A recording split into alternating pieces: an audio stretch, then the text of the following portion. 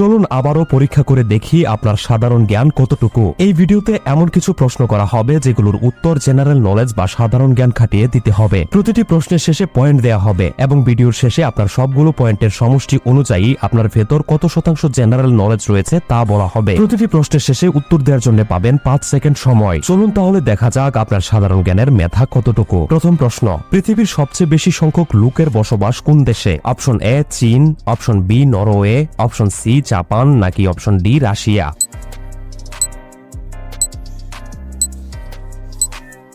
উত্তরটি হচ্ছে option A চীন। যদি আপনি উত্তরটি পেরে থাকেন তাহলে আপনি পেয়েছেন 2 পয়েন্ট। চলুন পরের প্রশ্নটি দেখে আসি। কোন প্রাণীকে মরুভূমির জাহাজ বলা হয়? অপশন এ চিতা, অপশন বি সিংহ, অপশন সি হরিণ নাকি অপশন ডি উট? উত্তরটি হচ্ছে অপশন ডি উট। যদি আপনি উত্তরটি পেরে থাকেন তাহলে আপনি পেয়েছেন 3 পয়েন্ট। আপনার পয়েন্টগুলো নোট করুন। তৃতীয় প্রশ্ন, 2014 সালে ফুটবল বিশ্বকাপে গোল্ডেন বল পায় কোন player? Option A Cristiano Ronaldo, option B Neymar, option C Lionel Messi নাকি অপশন ডি সুয়ারেজ? যদি আপনার সঠিক উত্তরটি জানা থাকে তাহলে সময় শেষ হওয়ার আগেই উত্তরটি কমেন্ট করে ফেলুন।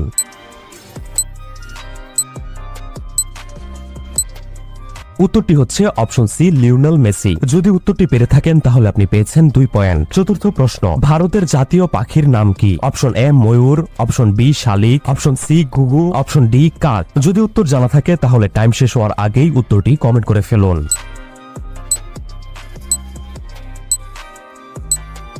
উত্তরটি হচ্ছে অপশন এ ময়ূর। যদি আপনি উত্তরটি পেরে থাকেন তাহলে আপনি পেয়েছেন 5 পয়েন্ট। চলুন পরের প্রশ্নটি দেখে আসি। পৃথিবীর সবচেয়ে লম্বা প্রাণী কোনটি? অপশন এ মহিষ, অপশন বি নীলতিমি, অপশন সি জিরাফ নাকি অপশন ডি কোবরা সাপ?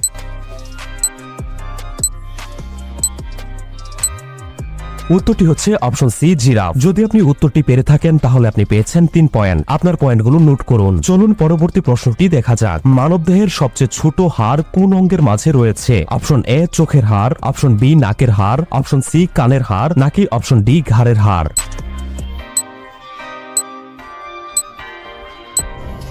উত্তরটি হচ্ছে অপশন সি। মানবদেহের সবচেয়ে ছোট হাড় হচ্ছে কানের হাড়, যার নাম হচ্ছে স্টেপিস।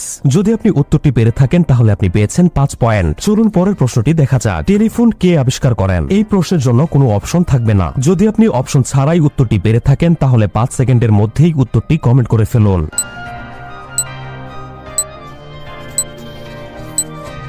উত্তরটি হচ্ছে আলেকজান্ডার গ্রাহাম বেল। যদি আপনি উত্তরটি পেরে থাকেন তাহলে আপনি পেয়েছেন 5 পয়েন্ট। চলুন শেষ প্রশ্নটি দেখে আসা যাক। আমাদের সৌরজগতের সবচেয়ে ঠান্ডা গ্রহ কোনটি? এই প্রশ্নের জন্য কোনো অপশন থাকবে না। অপশন ছাড়াই উত্তরটি পেরে থাকলে সময় শেষ হওয়ার আগেই কমেন্ট করে ফেলুন।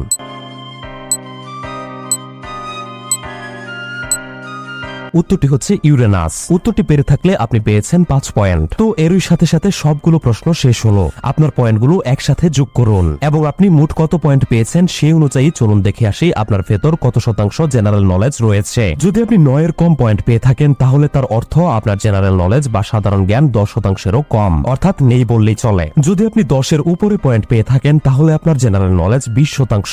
যদি আপনি 14 এর উপরে পয়েন্ট পেয়ে থাকেন তাহলে আপনার জেনারেল নলেজ 35 শতাংশ। যদি আপনি 18 এর উপরে পয়েন্ট পেয়ে থাকেন তাহলে আপনি মোটামুটি একটি ভালো পজিশনে রয়েছেন, আপনার জেনারেল নলেজ 50 শতাংশ। যদি আপনি 24 এর উপরে পয়েন্ট পেয়ে থাকেন তাহলে বলতেই হচ্ছে আপনার সাধারণ জ্ঞান অনেক হাই লেভেলের, আপনার জেনারেল নলেজ 80 শতাংশ।